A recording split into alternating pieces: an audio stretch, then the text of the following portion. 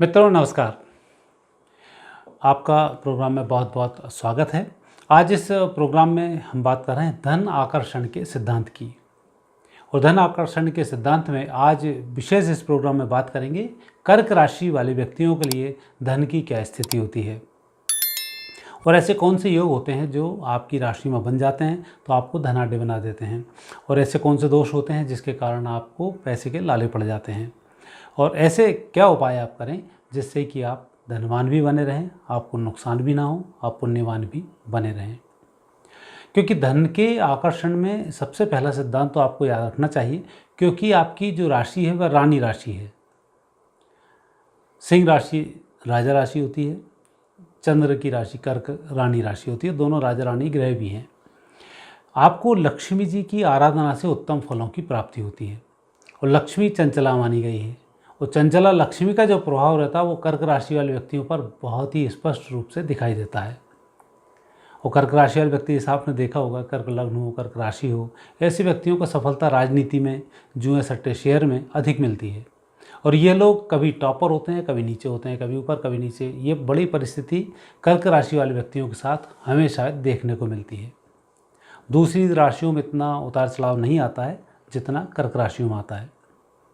तो आपको विशेष रूप से लक्ष्मी की आराधना करना चाहिए, जो आपके लिए शुभ रहती है। अब हम देखते हैं आपके ऐसे कौन से ग्रह योग हैं जिसमें आप धनवान बने रहते हैं। कर्क राशि के स्वामी चंद्रमा हैं। चंद्रमा यदि कर्क राशि और कर्क लग्न आपकी है, लग्न स्थान पर ही चंद्र हैं, तो निश्चित रूप से उत्तम धन योग तो ये बना देते हैं। व्यक्ति के अंदर सोचने समझने की अलग क्षमता होती है, उससे वह व्यक्ति पैसे कमा लेता है। दूसरा धनयोग बनता है तीसरे स्थान पर सूर्य और चंद्र का इकट्ठा होना। यह भी एक उत्तम फल प्रदान करता है, जिसमें आपको अच्छे लाभ मिलते हैं। वकालत के थ्रू, बोलने वाले कार्यों के थ्रू आप अच्छा पैसा कमाते हैं। तीसरी युति बनती है छठे स्थान पर, सूर्य और चंद्रमा का छठे स्थान पर संयोग बनना। यह बहुत अच्छा योग बनाता है। ऐसे समय में आप विपरीत परिस्थिति में भी पैसे कमा लेते हैं। जिन लोगों के सूर्य चंद्रमा भी लॉकडाउन में रहे, उनका कार्य लॉकडाउन में भी अच्छा चलता रहा और उन्होंने काफ़ी पैसा कमाया, इसमें लाभ भी मिले। सप्तम भाव में चंद्र यदि चलता है तब यह भी आपके लिए उत्तम फल प्रदान करता है, और निश्चित रूप से पारिवारिक जीवन भी आपका खुशहाल बनाता है, उससे भी लाभ देता है, लेकिन स्वास्थ्य में थोड़ा सा विपरीत परिणाम देता है। दसम भाव में सूर्य चंद्र का योग बना, व्यक्ति वकालत, सीए, टैक्स के थ्रू अच्छा पैसा कमाता है, कुशल इंजीनियर होता है, नेवी में उसको लाभ मिलता है, पानी से उसका संबंध बना रहता है और अच्छा पैसा कमाता है। एकादश भाव में सूर्य चंद्र का संयोग बनता है, तो ऐसे व्यक्ति को संघर्ष के साथ पैसा मिलता है, लेकिन पैसा मिलता है, उसको थोड़ी सी मेहनत करनी चाहिए, और जो भी जिस दिशा में वह कार्य कर रहा है उसमें सोचकर कार्य करना चाहिए, मुझे ये कार्य संपन्न करना ही है, और पैसा आता है। और ऐसे व्यक्तियों के पास पैसा ऐसे ही आता है। तो ये तो कुछ ग्रह योग ऐसे हैं जिन ग्रह योग को लेकर यदि आप पैदा हुए हैं तो आप मानकर चलें कि आपके पास धन की कोई कमी नहीं आएगी। दूसरी स्थिति इसमें बनती है कि लग्न आपकी कर्क है और सूर्य आपका, जिन भावों की मैंने चर्चा की, तीसरे स्थान, छठे स्थान, 10वां स्थान और एकादश स्थान, यहाँ पर सूर्य है, तो यह भी आपके वही योग बनाएगा जो सूर्य चंद्र के साथ मैंने आपसे योग बनाने की बात की। तो कर्क लगने वाले व्यक्ति को वहाँ भी फायदा होता है। यदि सूर्य इन स्थानों पर बैठे होते हैं तो व्यक्ति के पास उत्तम धन योग बन जाता है। साथ ही एक स्थिति ऐसी इनके साथ बनती है कि आपको मायके की तरफ से पैसा मिलता है, आपको जहाँ आप कार्य करते हैं वहाँ की तरफ से आपको एक्स्ट्रा पैसे अधिक मिलते हैं। तो यह योग भी सूर्य के कारण ही बनता है। इसमें ऐसा कोई दोष ना बने जिसके कारण कि गलत पैसा आपके हाथ में आए। उसके लिए आपको भगवान गणेश जी के मंदिर में आरती करनी चाहिए, महीने में एक बार बुधवार को। बाकी भगवान शिव आपके सहायक हैं, तो शिव की आपको आराधना करनी ही चाहिए। अब दूसरी स्थिति बनती है कि आपकी कुंडली में ग्रह दोष ऐसे बने हैं कि आप समृद्धि नहीं हो पा रहे हैं, तो निश्चित रूप से सूर्य चंद्र दोनों का ग्रह योग ठीक नहीं होता है, आपकी लग्न ठीक नहीं होती है, उसके कारण आपको परेशानी आती है। हम उनकी चर्चा करते हैं। सूर्य का दूसरे स्थान पर बैठना आपके लिए कुटुंब के कारण ही परेशानी खड़ी कर देता है। आपके वाणी दोष हो जाता है, झूठ बोलने के कारण व्यक्ति को परेशानी खड़ी कर देता है।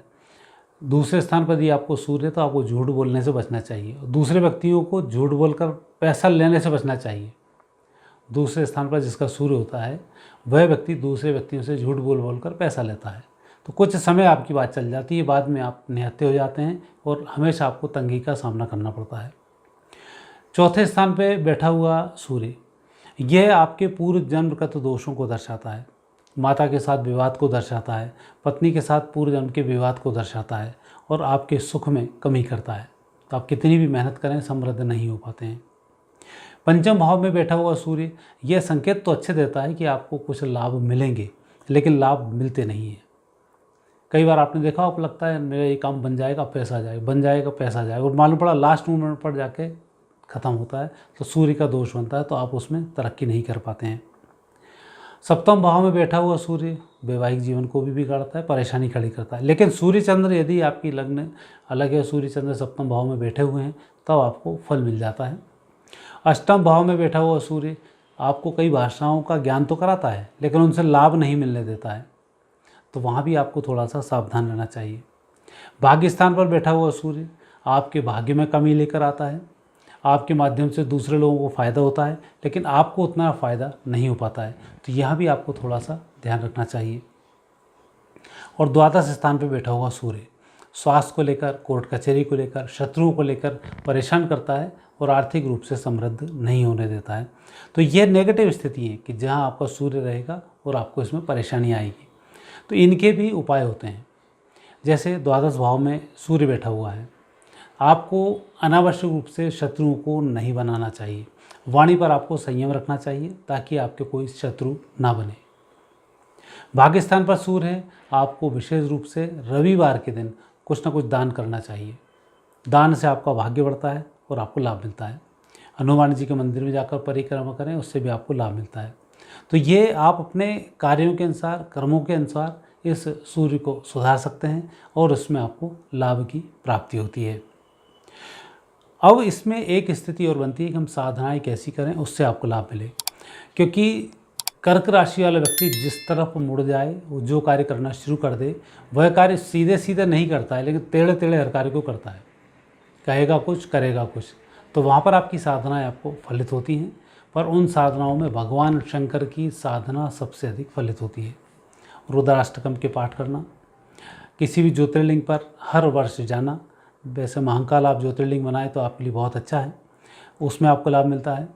और यह साधना आपको सतत करनी चाहिए, जो आपके कर्म और भाग्य को बढ़ाने वाली होती है, कर्म की दिशा को निर्धारित करने वाली होती है, और आपके पास धन की कमी नहीं होती है। धन के संबंध में कुछ सावधानी है, इसमें आपको विशेष ध्यान कुछ से रखना चाहिए।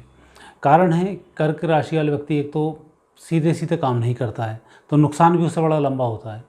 तो पहले तो आप कार्य को बहुत टारगेट बनाकर काम करने की आप आदत डालें। जो आप बिना डायरी के, बिना कुछ करे, लिख के, बिना लिखे आप एकदम करते हो, ये कर लेंगे, ये कर लेंगे, ऐसा कुछ मन में प्लान चलता है, उसको आप चेंज करें। लिख कर आप कार्य करना शुरू करें, आपको तत्काल लाभ मिलेगा।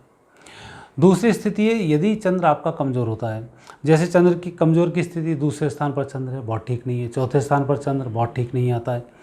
अष्टम भाव में यदि आपका चंद्र है, वो आपको उत्तम फल नहीं दे रहा है, तो यहाँ आप परेशान होते हैं, लाभ नहीं मिल पाता है। अष्टम भाव में बैठा हुआ चंद्र हेल्थ को बिगाड़ देता है। सप्तम भाव में बैठा हुआ चंद्र आपके स्वास्थ्य में विशेष रूप से कफ कोल्ड से शिकायतें दे देता है। तो ये कुछ नेगेटिव स्थिति हैं। इस समय में आपको चंद्र से बचना चाहिए, और चंद्र के दोष की निवृत्ति के लिए सबसे पहले अपनी माता को सम्मान देना शुरू करें, उससे आपको लाभ मिलता है। दूसरा, चंद्र वाले व्यक्तियों का आकस्मिक पैसा चला जाता है, तो जुए सट्टे शेयर से बचना चाहिए। शेयर विशेष रूप से जो क्षणिक रहते हैं, 7-7, 8-8 दिन में खरीदने बेचने वाले जो शेयर होते हैं, ये आपको नहीं करना चाहिए। लंबे शेयर्स आपको लेने चाहिए, उसमें आपको लाभ मिलता है।